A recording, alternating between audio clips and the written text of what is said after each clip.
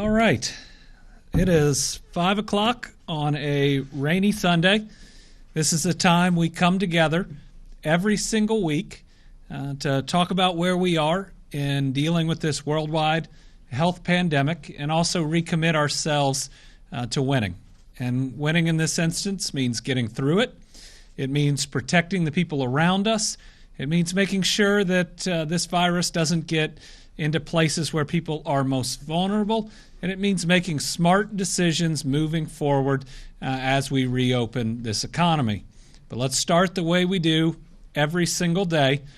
It's a small reason because we all believe it, that I believe we are where we are in flattening this curve, and that's by reaffirming that we will get through this, and we will get through this together.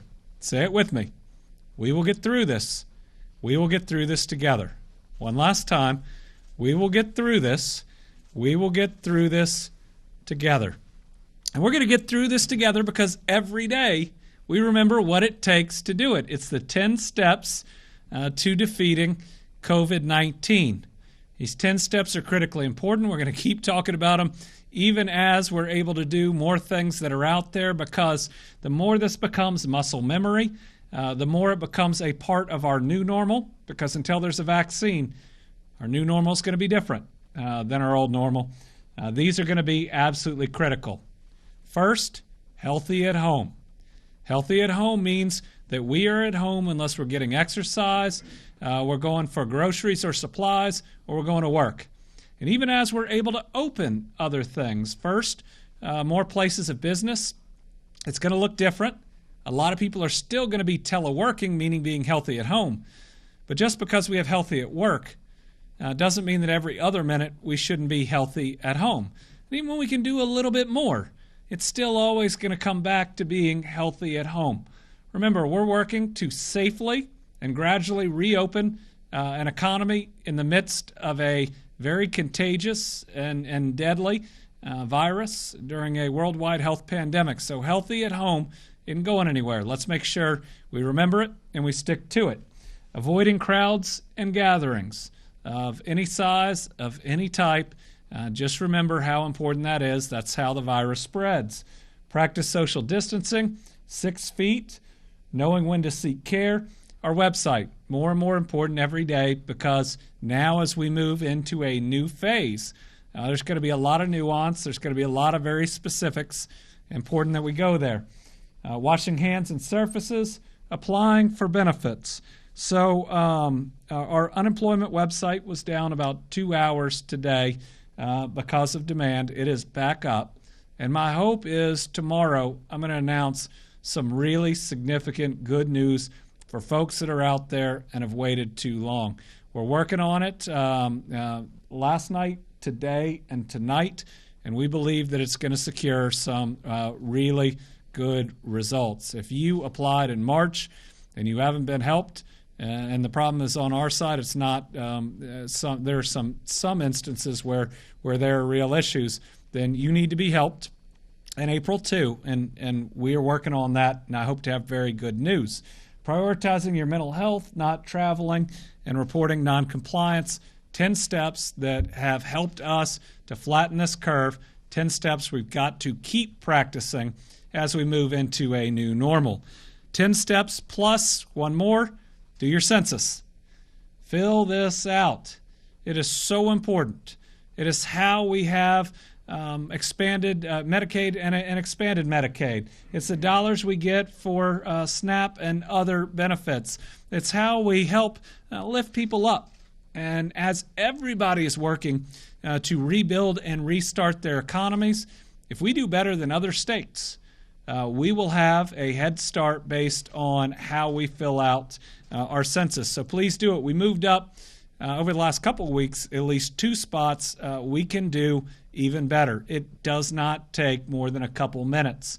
Please do it. If you haven't done it tonight and you can go online, please go online and do it tonight. One small thing that you can do. Now, in addition to the 10 steps and filling out your census, what we ask you to do is your duty, your patriotic duty as an American and as a citizen of this Commonwealth. the duty in following these rules and regulations that help us beat this coronavirus. And while I know we're anxious and we've been at it for a long time, look at what you've done. I mean, we look at how we've plateaued in a virus that we were all very concerned would spike, would exceed our healthcare capacity. You've done something that no one that's ever faced something like this has ever done before. So we need you to keep it up, right? It's given that this is a deadly and a difficult disease, you hate to use sports analogies, but if you are doing something and it's helping you to win, it's helping you to continue to build your lead, you don't stop it, right? You continue to work and work and work, and that's what we need you to continue to do. And one of the ways that we encourage that, because it takes everybody, right? Every single person's decisions matter. Every single person can be a hero or shero during this. And so we've asked you to model that behavior on social media. And so here's a little bit of what we got today. All right. This is Joyce, who, like me today, was worshiping remotely, virtually. I want to thank, it's Sunday, I want to thank, and it's Ramadan too, I want to thank all of our faith leaders out there. I got to tell you, I think we have more as a percentage, as an overall number of our houses of worship, worshiping remotely, doing drive-in services, probably than any other place in America. And for that, I am really, really grateful. We allowed the type of drive-in services that many states don't, but you all really stepped up and shown and lived up to that golden rule as treating our neighbors as ourselves and truly loving your neighbor. And for that, I'm grateful. It's one of the reasons that we have flattened the curve, and it's one of the reasons that I think we will get to our new normal faster than other places. All right. So we talk a lot about our frontline heroes. We talk a lot about those that are directly helping those with COVID-19 and how we need to stay home to help them. What we don't talk about are their families that are worried about them, that they could potentially bring the virus home to themselves.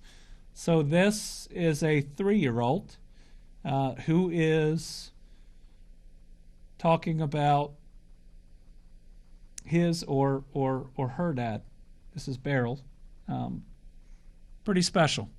Remember, all those frontline heroes, we're not just staying healthy at home for them. We're staying healthy at home for their families that are counting on us because they want mom or dad to come home and to come home healthy. All right. Again, one of the many faces on our front line, seeing a little bit of the PPE, seeing how serious what they do is, remembering that we all have a duty to help protect these warriors. All right, again, what we see out there is more unity, more solidarity about defeating this virus, about doing this right, about coming together than ever before. Team Kentucky is a lot bigger than me. It's all about you. It is about us coming together, about the divisions fading away. It is about us not only doing what it takes to flatten the curve, but making smart decisions moving forward so we can protect each other and we can thrive, but doing it together. And again, there are no easy decisions. We're all doing the best we can. None of us have ever lived through this before, but none of you are alone. We're all in this with each other together. All right. Again, to our everyday essential workers, remember, you are not only appreciated by me or others that come up here.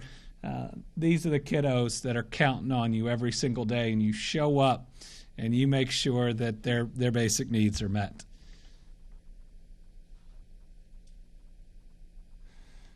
All right, so again, what we see all across Kentucky is us honoring those that we've lost, lighting up our facilities, our city signs, green to show compassion, and also renewal. And one of the things that I really love about this isn't just the unity that it's shown, And it is not just that it shows how much we care about each other, but renewal means that we know there is a better and a brighter day coming. And this is just one way we show it. So thank you to Cynthiana. And here's the St. Matthews City Hall. Again, it's all over, everywhere. People coming together doing this, more green lights every single day. Let's keep that up. Again, at a time I was just reading about a family that had lost and how they couldn't be together at that funeral, how they had to stand apart from each other, and how do you do that? I mean, it's not easy, but this is something where we say we care about you and we are there for you. So the next thing we've got is another video, this one from Baptist Health, of someone else who has recovered from COVID-19, and I think this is a physician's assistant. So this is one of our heroes that has been on the front lines that contracted it and now is coming out of it. It's going to be all right.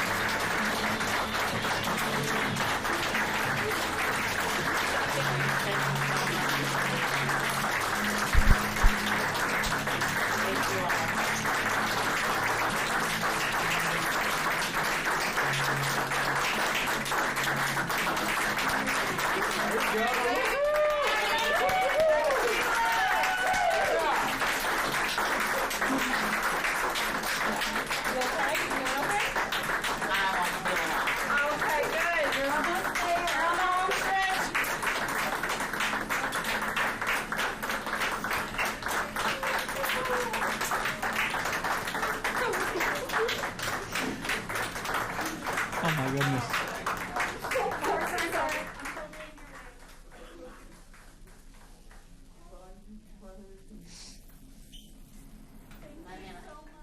Yeah.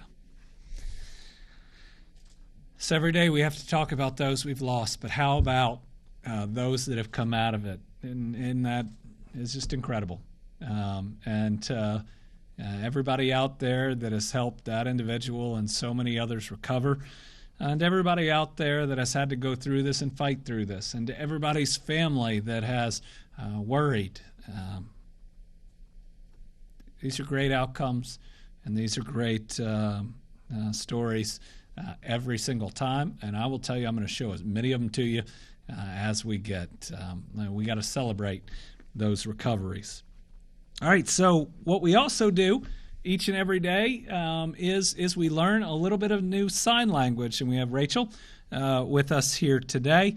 This is just a chance, as we have been reminded through this, that we have to be kind and compassionate to one another, that part of that means including and being kind and compassionate to everyone. So today we are going to learn thank you for your sacrifice. Thank you for your sacrifice. Oh, got it. All right. Thank you for your sacrifice. Let's do it one more time. Thank you for your sacrifice. Thank you, Rachel. All right, going to do some updates tonight. I will say we're going to have a very busy day tomorrow. We're going to lay out a lot tomorrow, which I'll talk about in a minute. But I want to start tonight with, again, reminding people of the numerous testing options that are available this next week. This next week, we will have more testing statewide than we have had in any week thus far. We're going to have 11 locations. And I will tell you that people are responding to this in really incredible ways. So Louisville and Lexington are running, Louisville and Lexington have multiple locations. Two of them are our Kroger partnership that the state's working with Kroger with, and those are actually booked full Monday through Friday. Bowling Green is also that Kroger partnership. That booked up for the first 3 days it was going to do so fast that we added Friday of next week. And if it is not booked up from yesterday, you can still sign up for it. We're going to do another week of that. For those 3 locations on the Kroger sign-ups, the second week isn't available for sign-up yet. It'll be next Wednesday before that's possible. For those 3 locations, for 2 of those locations, we also have separate partnerships. We have a Walmart partnership in Louisville at Bashford Manor outside of the Newburgh area. And here's how you sign up for that. Again, it's a little bit different. It's eligible for first responders, healthcare workers, and anyone over 18 that has symptoms. If you can go back to the last slide. Lexington, the second testing site is with Walgreens. And if you could bring that one up. Unlike the Kroger site, isn't open to everyone. That is, again, limited to certain first responders and those that have symptoms. It doesn't come up here in a second. All of the sign-ups are on our website. Again, this just gives you some of the information. And folks, we hope that each week our number of testing sites will increase, and it's going to make kycovid19.ky.gov even more important, because I know you're not going to catch it all while you're here. If you go back to the last slide that has all the locations, we also have Owensboro going Tuesday through Thursday in the Kroger partnership. Katie's is going through Trigg County Primary Care, Hazard through their primary care center there. Hopkinsville, we're working directly with their health department. And again, Mount Vernon, Murray through their hospital, and all of these aren't limited just to their counties. So if you live close and there are still ways to sign up, please do. Many of these accept anyone and everyone.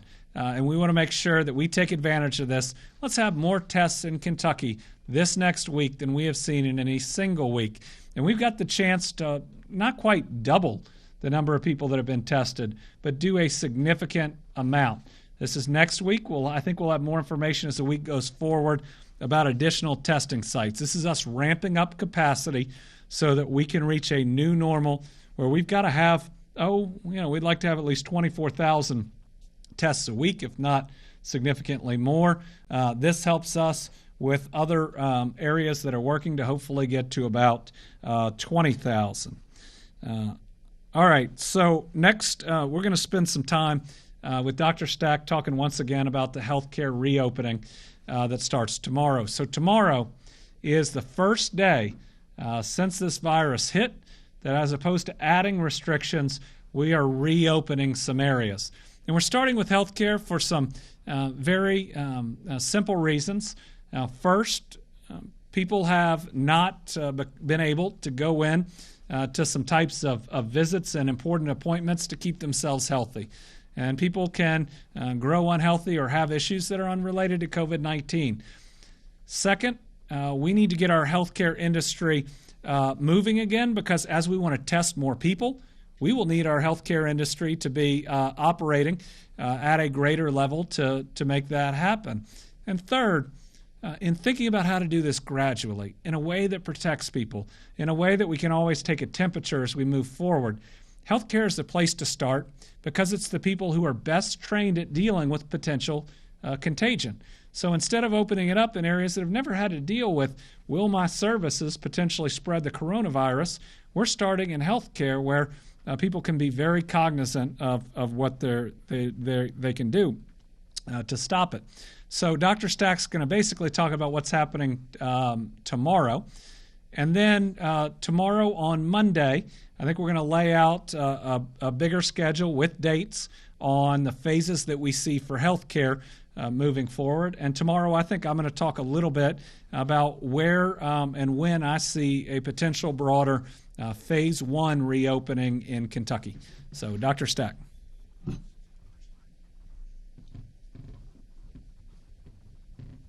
Thank you very much, Governor. Good evening, everyone. The governor's going to give me a few minutes here tonight to kind of go over this. I realize this is a big step. This is the first time of significance that we're removing any restrictions. A few disclaimers. You'll remember when we started shutting things down, how difficult that was. We were giving instructions that were entirely unfamiliar to all of us. We were changing the way society operated. The pace that we had to do it was brisk. And we asked everyone's indulgence, everyone's patience and tolerance as we worked together to try to keep everyone safe. We are now about to begin unwinding that.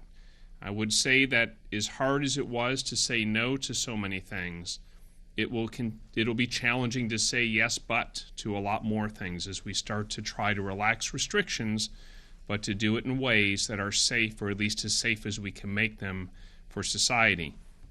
A few other thoughts before I go into these slides again real quickly.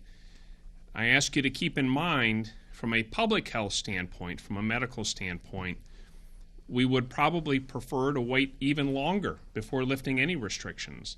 But we're trying to balance competing societal needs, people's need to get back to work, people's need to perform other important functions in society, people's need to pursue their lives, with the need to also keep people safe. So as we work through this, I ask everyone's patience and everyone's tolerance as we continue to work together as Team Kentucky to get through this together and to get through it better. So I'm going to use the slide deck that I used last week. Now in this, there's a challenge in creating in just 5 slides something this complex. So there are obviously limitations to the slides, but I haven't changed them intentionally because I want them to be consistent over time, and we're going to walk through them now one more time for what this means. Starting tomorrow, we're going to begin what I would call phase 1 for healthcare reopening. Now, in anything I say here, and I direct this at the healthcare community specifically, and by healthcare I mean any kind of healthcare, and that includes dentistry as well, and every other kind of healthcare, whether you're chiropractic or dentistry or any. I've learned there are a lot of different types of healthcare out there, and if I don't call out specific names, people often don't hear that it's relevant to them. If you are not ready to do the things we say the way they have to be done, you are not required to open tomorrow. Please don't open. I realize that the rules, the new executive order will come out tomorrow sometime, probably not until the afternoon, that describes a little more detail about what's required. I realize that I announced this last week and that now here we are the night before some things can start reopening, and it is difficult. We've got the things kind of backwards a little bit.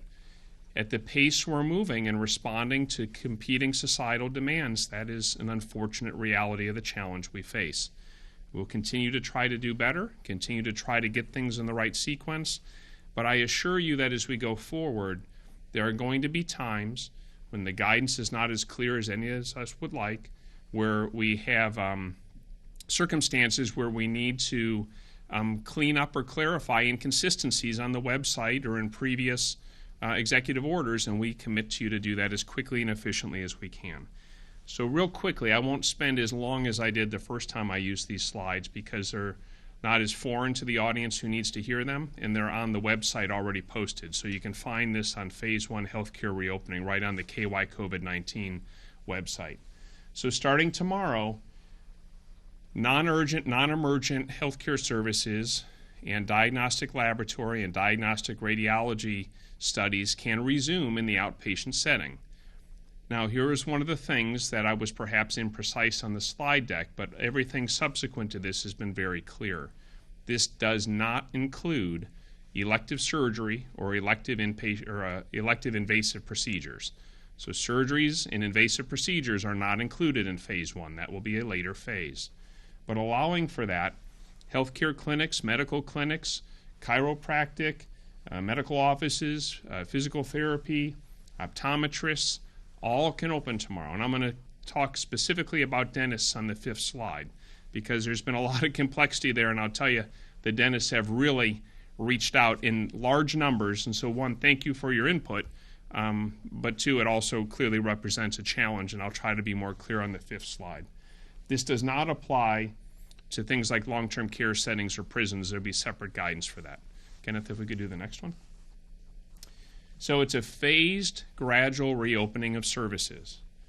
In all phases, We want people to continue to maximize telehealth. Hopefully, when we emerge from this, telehealth is going to have a new and much larger role in our lives, and I think that's good for a lot of reasons. If there's one good thing for healthcare, hopefully it's telehealth will be bigger at the end of COVID-19. No visitors allowed except for end-of-life circumstances. The same general restrictions still apply for hospitals and confined populations like prisons and nursing homes. Traditional waiting in common areas are expected to be eliminated, and use things like the parking lot as a waiting room, or sit in your car and text to come in. And where there are times where we cannot entirely eliminate waiting, strict social distancing more than 6 feet is going to be required. You have to schedule for it, plan for it, remove seats to allow for it, make sure the physical environment facilitates and enables that to happen. You also have to maintain more than 6 feet in all these settings. Next slide, Kenneth.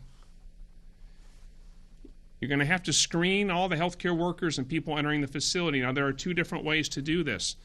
In the higher risk settings, we would prefer you do temperature screening and infection screening before you permit entry. So ask people, do you have a fever? Do you have signs or symptoms of infection?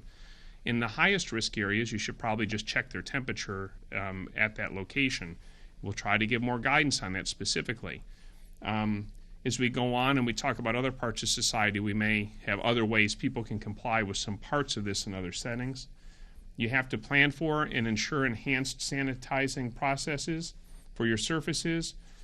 Persistent hand hygiene has to continue, the washing your hands for 20 seconds with soap and water and using hand sanitizer. You have to make sure there's hand sanitizer available throughout the facility for people to use. And this is important. We have tried to build up some reserves for PPE for COVID-19 related emergency relief. It is not intended to support regular daily normal operations. So as we say that we will lift some restrictions and people can resume some types of routine health care, you have to be able to get PPE through the normal supply chains, because the emergency system was never designed to be the fulfillment system for everybody's daily routine needs for PPE. So that we'll discuss more later. Kenneth? Thank you. Everybody in these healthcare settings will have to wear masks. So the healthcare professionals and staff and workers will have to wear surgical or procedural masks. The hospitals and the healthcare facilities will have to come up with guidance specific to the setting for what patients and any allowed visitors, which will be very limited, right, just to support people who need assistance, like an underage minor or perhaps someone with infirmities who requires someone to help them. They'll have to at least have cloth-based coverings. In some areas, they may have to also have a procedural mask, but we can work with the facilities on the guidance there. Next slide, Kenneth. And now I talked about, this is the last slide, 2 specific circumstances where there are perhaps some additional variations. If you are in what I labeled as a high-touch area, like chiropractic, physical therapy, maybe massage therapy, things like that, the expectation of wearing gloves by the person directly manipulating the patient, single use for that patient, discarded between patients, and still doing hand sanitization, like washing with soap and water between patients, and hand sanitizer. We will continue to work on that, and we may perhaps have special guidance to give to that community in the interest of clarity. The second special area is areas where you aerosolize secretions. That's the most prominent way for spreading the coronavirus. And dentistry was one of the ones that clearly came up. I will say I have received today a very well thought out proposal from the Kentucky Dental Association and a number of other partners who I just don't have time to list everybody. This is a very thoughtful proposal, and we will use this in coming up with the more detailed requirements or rules. I will tell you, for those of you who are seeking to resume dental practice, oral surgery, orthodontics, things of that nature, I suspect right after this press conference, these people are going to post this document, because I just said it's very well done. You should use this as a starting place to guide your preparations. Now remember, I said this already, just because you can open tomorrow doesn't mean you should, unless you are able to comply with all of the requirements in here. So I would encourage you to look at this document. I thank those who put it together, and use this as a way to try to guide what you're preparing for. I want to thank everybody and the governor. We're going to work through this, and like he says, we'll get through this together. I also continue to ask for and thank you for your patience and your tolerance. This is obviously a very complicated undertaking, and though history could tell us we had to shut things down to keep people safe, history is not a very good guide for rebooting a modern-day healthcare system that has been shut down in a way it's never been shut down before in any of our living memories. So we will do our best to work with everyone to do this as safely as possible for all involved. Thank you, Governor. I want to highlight one of the things that Dr. Stack just mentioned, and it's that when we have phased reopenings, you have to meet the guidelines. And it doesn't matter if somebody else in your industry can meet them and you can't. If you can't meet the guidelines, you can't reopen. I think I mentioned the other day that I got a question that says, well, it says to reopen, we have to have PPE, and if I can't get it, can I still reopen? And the answer is no. I mean, this is the challenge in a worldwide health pandemic, that to do these things, the private sector is going to have to be able to meet higher standards to make sure that we can do this safely. Again, it's a contagious, deadly disease where the mortality rate is significantly higher than the flu. And for those that out there that have been saying that, the flu is about 0.1%. And while we don't have all the data, we'll eventually want to establish it. Right now in the United States, at least for cases that we know of, COVID-19 is about 5.6%. So a huge difference. Now, Kentucky is below that rate. We want to get a lot further below it. He also said something that is transparent and is candid, which is what we've tried to be the entire time. None of us have ever dealt with something like this. None of us have ever dealt with a 100-year pandemic like the Spanish flu. And while history shows us, when we look at all those graphs of Philadelphia versus St. Louis, you don't need to pull them up, that what is so important is, number one, that you cut contacts and you shut things down for a period of time, and number two, that you have to have the right timing to reopen them. None of us have ever had to reopen an economy during a worldwide pandemic before. And so we're going to do the best we can. And sometimes some of our decisions aren't going to even be fully consistent with others. You know, we're trying to deal with a whole lot of specific industries, some of which we won't even know that well. But what we're trying to do is to do it safely. And so what we're going to have is a lot of dialogue with folks out there, and we're going to do the absolute best we can, but it's always going to come down to public safety. And so, again, I've never done this before. No governor alive has ever done this before. But I'm going to make the very best decisions I can, treating your family like they are my family, understanding, and I hope you understand how much I care about each and every person in this Commonwealth. We're going to do this in a gradual, measured way. Again, we don't have to be the fastest. I mean, the fastest is the canary in the coal mine, and we're happy to watch what happens there. Ours is to do it the smartest and to make sure that we're protecting our citizens. Also, just want to show you again a mask. This is one of the masks we're going to be handing out in Louisville and in Lexington. It's actually created by our folks in the correction system, and after Dr. Stack got to look at these, is actually pretty impressed with what they are. For everybody out there, over the next week, you probably ought to get a cloth mask of some type. As we are able to do more and reopen more, it increases the number of contacts that people are going to have. And so the requirements and the suggestions on masks are just going to increase as we are able to do more. And what we've seen in some other countries when they've been able to start opening it up is it's really important. You know, when we're all healthy at home, we didn't talk about masks as much because if you're limiting those contacts, we don't want to create kind of an excuse to where you might feel more comfortable doing it. But if we have more people going back to work or being in congregate settings, it's going to become more and more and more important. So again, tomorrow we'll talk about phases and dates on other parts of healthcare, and I'm going to talk specifically about the when I see phase one and a little bit of what we hope will be in there. Again, it's going to be a fluid situation. All right, our numbers today. Again, all in all, are better than what we've seen in some days. Now, our total number of new cases is certainly higher than yesterday, but a lot lower than when we had the 320 something. So we have 202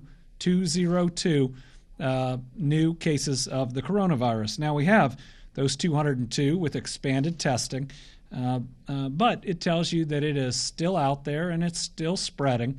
But all in all, I still believe that we have plateaued, and this number conforms with that conclusion. When we remove duplicates and otherwise audit our numbers, which we do every day, our total official state number for cases is 4,074, 4074.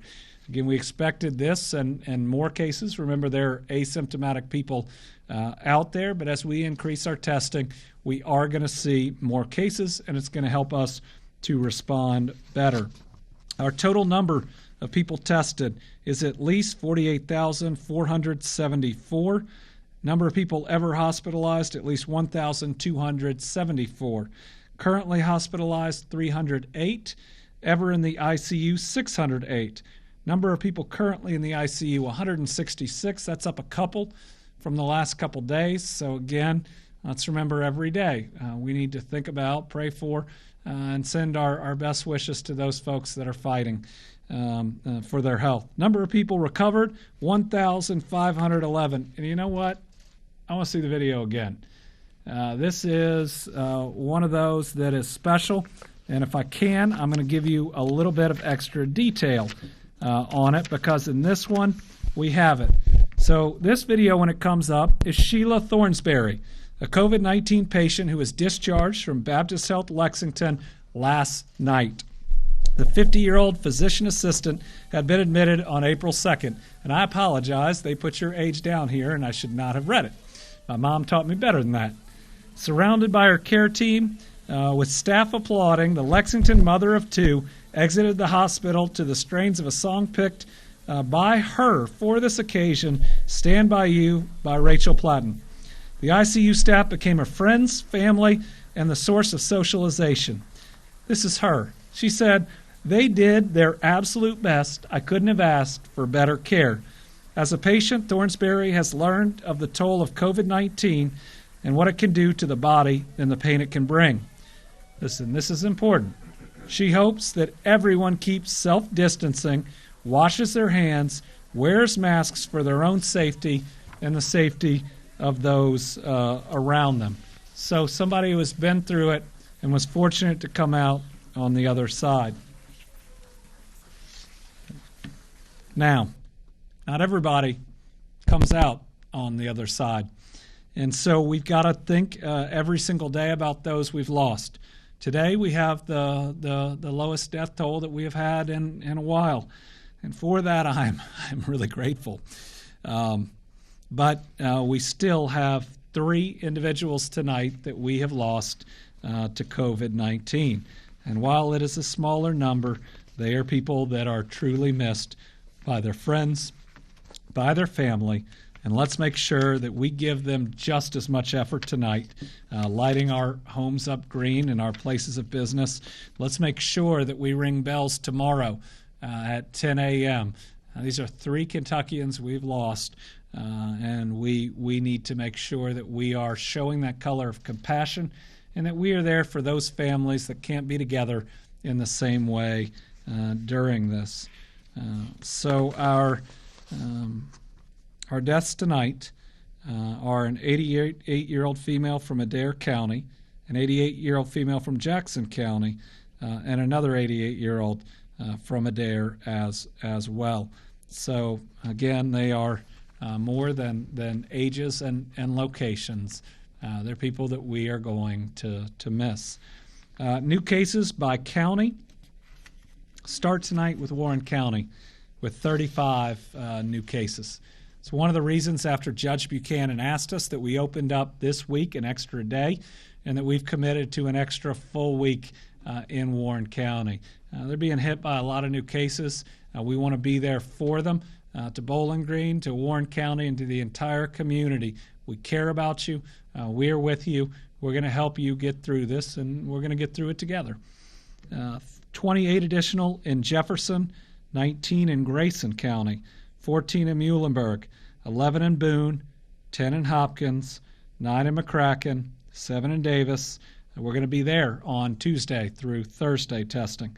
6 in Campbell, 5 in Graves, 4 in Floyd and Marshall, 3 in Adair, Callaway, and Fayette, 2 in Ballard, Butler, Edmondson, Jackson, Kenton, Madison, and Nelson, and 1 in Anderson, Breckenridge, Cumberland, Franklin, Fulton, Hardin, Henry, Jessamine, Johnson, Letcher, Marion, McLean, Meade, Monroe, Oldham, Pike, Pulaski, Scott, Simpson, Todd, Trimble, Webster, and Whitley, with 4 unconfirmed.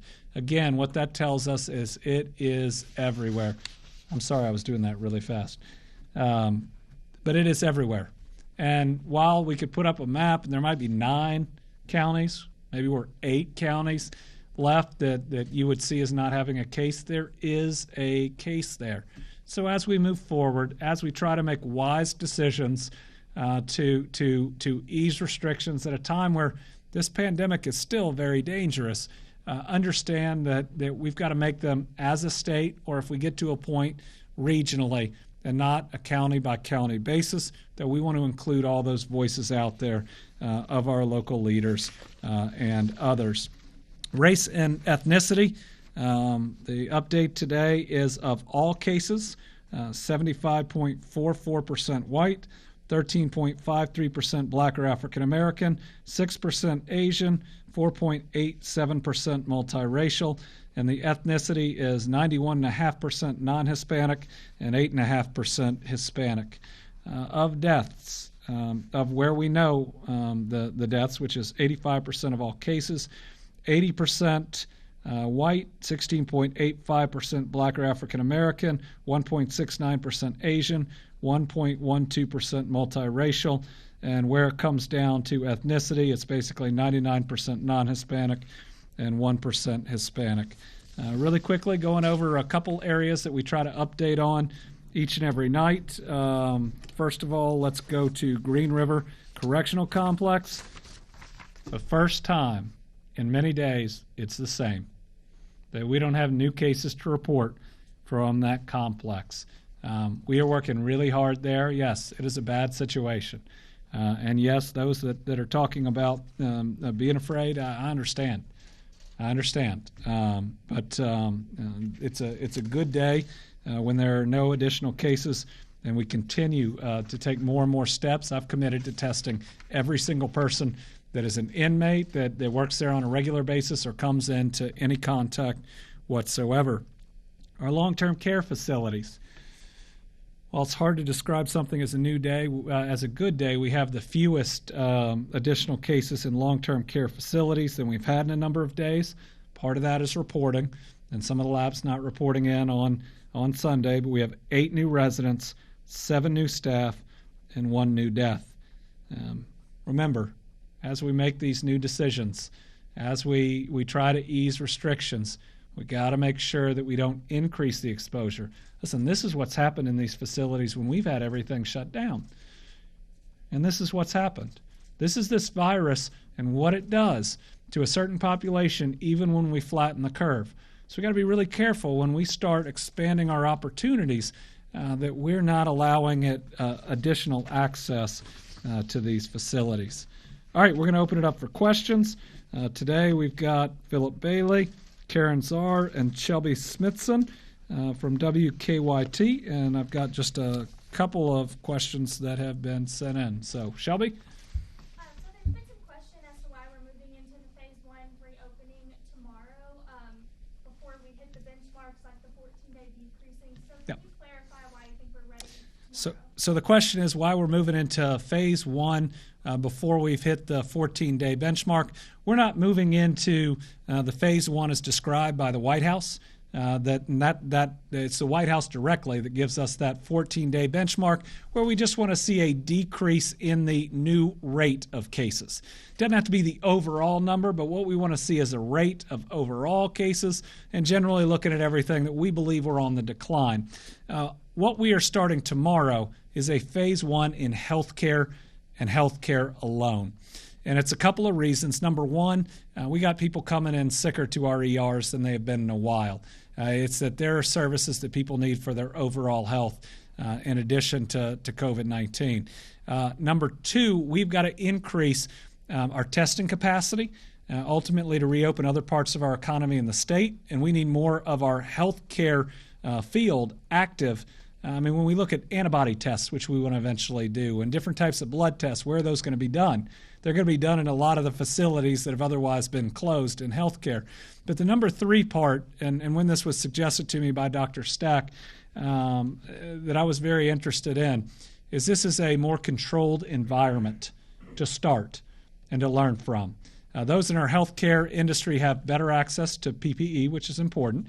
They are trained to better protect themselves from the spread of the virus, and they give us an opportunity to both have a model in how we do it, but to also gauge very early in how well we're doing it, and to learn for types of industries that have never had to do this, the types of lessons that we need. So when we look at a gradual, phased-in approach, healthcare is the logical place for us to start. All right. On the 14-day benchmark, there seemed to have been the impression that cases means the number of new cases reported every day, but it could also mean the total number of cases reported to date minus the total number recovered. It's really the rate of new cases. It's about whether for the amount of people we're testing, we see the disease spreading faster or spreading slower. And so it's a little bit of a science and it's a little bit of an art. It's taking all those numbers in with Dr. Stack looking at it. But again, it's not that we have 200 one day and 160 the next, 140 the next, and 100 the day after that. It's going to go up and down. And on a day where we have 6,000 tests come in, which we had before, it's going to vary. So it's an overall decline. And the second piece is, what is the current criteria for nursing homes to be able to have access to increased COVID-19 testing, and about sentinel surveillance, and a couple other pieces. So nursing homes have become stratified into red, yellow, and green categories based on several factors. We'll test those in the red category first. As testing becomes more and more available, we learn the best way to support facilities through this process. It will expand even more.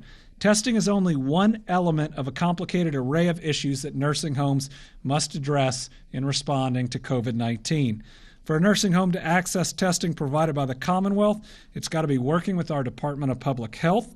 It's got to collaborate on its established process on how it deals with potential infection and its response, and it's got to comply with a facility plan we put out there of best practices. Right now, we're working with a number of these facilities to advise on testing, infection control, appropriate PPE use, PPE conservation strategies, how you make it last, staffing considerations, crisis stabilization, resident staff cohorting based on COVID-19 status, resident transfers to long-term acute hospitals, and now we have a long-term task force as well to deal with this. So as you can see, we are putting a lot of time and resources into this, and I believe we're doing all the right things with all the information we have. But I don't want to sugarcoat it. The coronavirus is deadly in these settings. It's why we cut all visitors at a time when people maybe didn't understand why we're doing it. And so this is a setting where it's a matter of life and death, and we're doing the best we can in a very difficult circumstance with a virus that comes for those that are already vulnerable. Phil. Governor, as far as the phase 1 openings, what are you prepared to do if businesses don't follow all the rules, and how do people report any violations by business? So the question is, with a phase 1 opening, when we hit it with a larger group of businesses, and I'm going to talk about timing on that tomorrow, if they are not meeting the guidelines, what are we going to do? Well, the guidelines aren't just guidelines, they're going to be requirements. So in other words, if you are a type of a business that is opening up, and obviously you need some level of protection, whether it's masks or if you have more interaction with the public, maybe more, and you can't meet those requirements, you can't open. Our hotline for noncompliance is going to be available and active at that point, and our labor cabinet and others will be enforcing it. This is one of those where we want businesses, if they're safe, to be able to open on a gradual timeline. But if they can't open in a safe manner, they just can't open. And that might not seem fair, but it's not fair if we open in an unsafe way that spreads this coronavirus. So there's going to be a real enforcement piece. But I will tell you that every group we've worked with, every business group, every call I've been on in the chamber, they all understand that, and they want this to be done safely because they don't want that second spike. If we can open safely and prevent a second spike, then our economy will not only open but stay open. If there's a second spike, it closes back down again. And none of us want that because it does more long-term damage, and that's every economist and every health professional that agree. Are the testing sites for next week open to folks in the host county as well as contiguous counties? Yes, and you can even be a county further away than that. Please take advantage of it.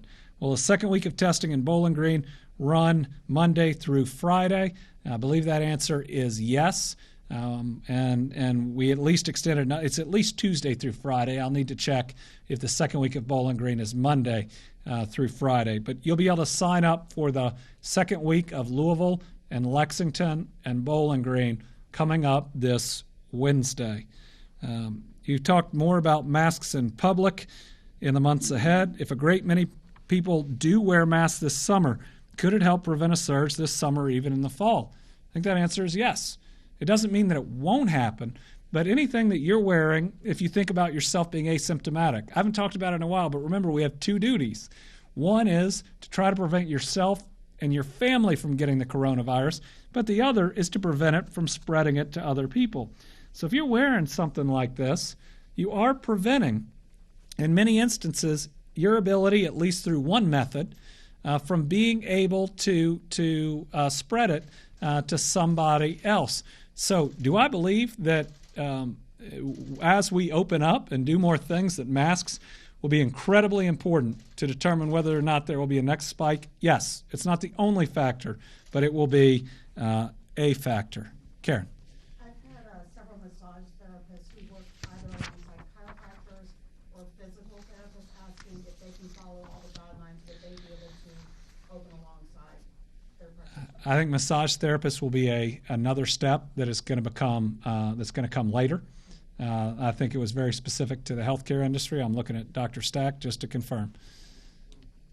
Okay, we'll have more information on that, but we don't have specific guidance right now for our massage therapists, and we'll need to have that in place before we open up and start. Now, with that said, given that they are similar, we'll be looking at those guidelines, and hopefully they will be able to follow soon thereafter. But this is one of those things where I know they're probably saying, but what we do is pretty similar, and what we do is connected to it. Well, part of it is we also need the time to make sure things are safe. So if their association hasn't already, if they can submit by our website, that's the Healthy at Work website, we'll start taking a look at that. But tomorrow, I'm going to be talking about, I'm hoping that we will get a lot of phase one as we talk about on the national scene, but with Kentucky centric requirements. I'm hoping we'll get a lot of that done in May, and we'll talk about some of those dates tomorrow that would include that profession. Let's see.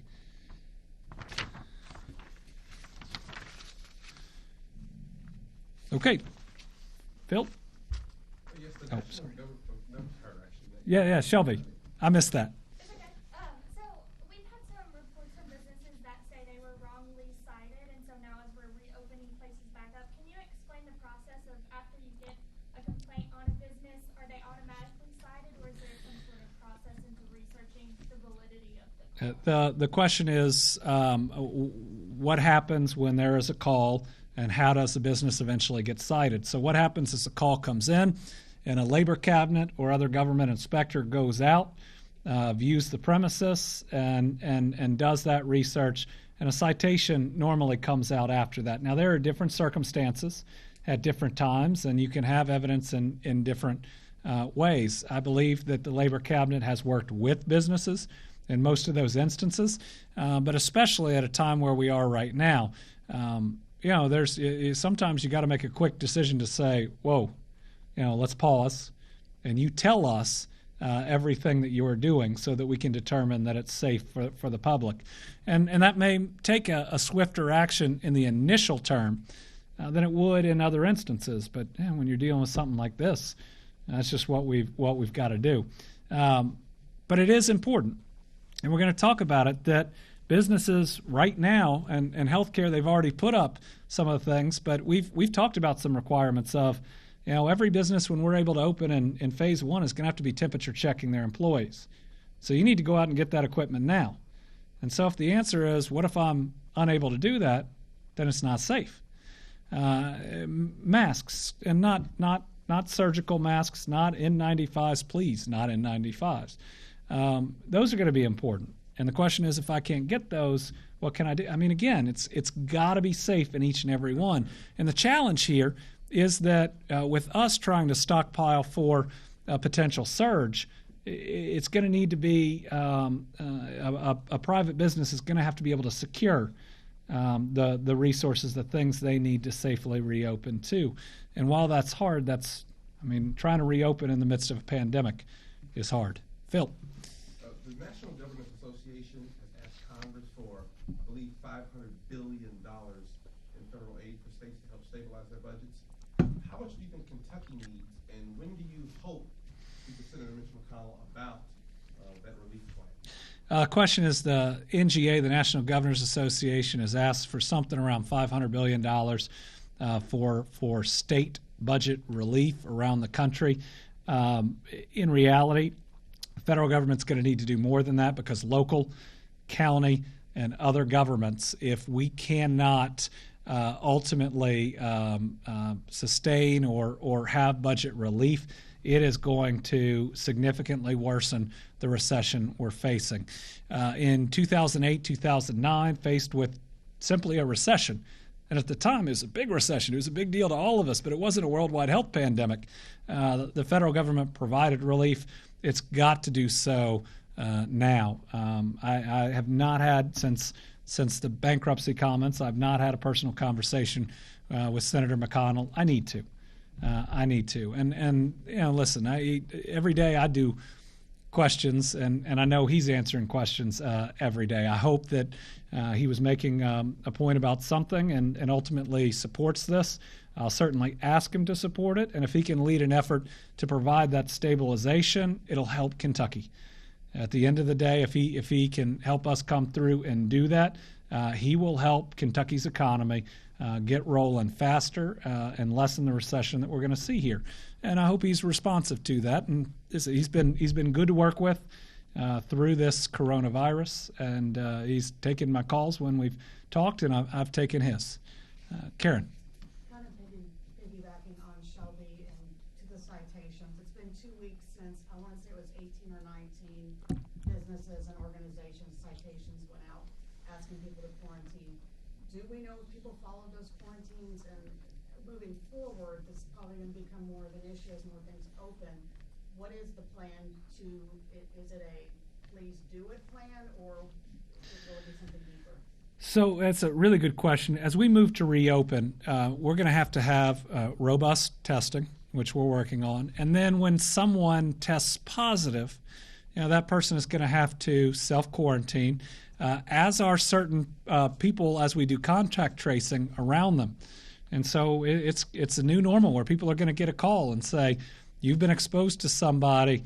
You can't show up for work tomorrow, even though your work is now reopened. You got to quarantine for a certain period of time. I don't want to say 14 days because the guidance is changing on that. And as we have more testing, maybe new types of testing will help on that. But we've all got to expect that will happen. Enforcement is going to actually pick up in different ways outside of traditional government enforcement when we do that, because a business is also going to be very responsible for if they have someone that tests or they have individuals there that are part of those trace contacts, they can't come back in the facility. It compromises the entire group. So in many ways, we're going to bring in a lot of other people to help us do this safely. And it's going to be in all of our self-interest to make sure that happens. We'll do one more set, Shelby. All right, Phil. All right, Karen. All right. We got this done in about an hour today. Let me end by telling you how I feel today. And I will tell you, I feel hopeful. I feel hopeful because we are at a better place today, a far better place than anything, any model, any expectations that I was ever given. I struggled in those early couple of weeks about the type of devastation that everybody was telling us that we could have.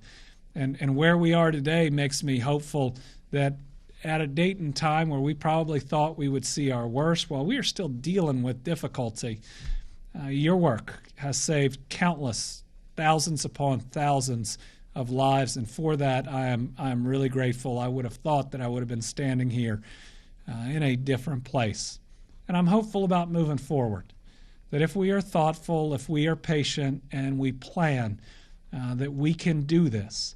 But we need you to stick with us, and we need you to stay strong. You know, I can see the light at the end of the tunnel. With all the data, with everything else, I can see it. But we got to walk towards it, and we can't rush it. And we got to know that lives are on the line, and this is a significantly higher mortality rate than the flu. So let's do this. Let's do this right. And let's come out of this knowing that we did everything we could to protect people around us, while ultimately reopening in a responsible way. So tune in tomorrow. We're going to have a whole lot of information on healthcare, on when we hope we can see more of Phase 1 in Kentucky. Remember, we're in this, and we're in this together. And KET put together something that really highlights that, and that's what we're going to end you with. Thank you. Kentucky. We're champions and trailblazers, leaders and legends, born to run and celebrate the win. For a state built on spirit and spirits, friends and families, it feels unnatural not to be together, not to be in motion. But these vacant streets and empty stadiums are not signs of our retreat, but of our resolve. This is not us sitting out of the race. This is us winning it. We don't shy away from the challenge. We will forever stand united, even when we're apart. So don't count the days. Make the days count as we take care of ourselves and those we love. Although we pause for the greater good, we know we're coming back with an unwavering tenacity.